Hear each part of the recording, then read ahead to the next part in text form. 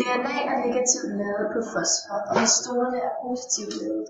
Helikasen går ind og befrier DNA'et fra histonerne og ruller dem fri. DNA skal nemlig være frit for, at de andre enzymer skal komme til. Processen foregår ved de to strækførselsrende skillesæder ved hjælp af enzymet polymerase. Hver DNA-streng bliver derefter udsorteret når for fremstilling af nye ben til DNA-streng. DNA-syntesen foregår altid fra 5 micromol til micromol. Enzymet polymerase står for at afvise baserne i det originale DNA-streng og færdiggør DNA-kæden med indsætning af nukleotider ud fra reglen, at A skal altid sidde over for 10 og G over for C, mellem basebasiserede hydrogenbindende syntesen af den ene DNA-streng, der foregår i 5 micromol til micromol er forholdsvis enkel.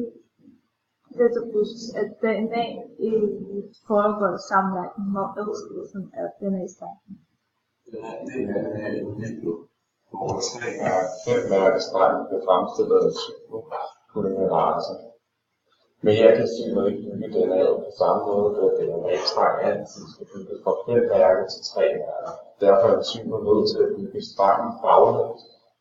Enzymer er derfor en mekanisme, som kan gøre, at DNA-strengen bliver trukket lidt frem, så enzymet kan sætte nukleotider på, mens DNA-strengen trækkes tilbage. Herefter vil der også være nogle huller i DNA'et, som lukkes af enzymer ligase, så vi har en fuldendt streng til sidst.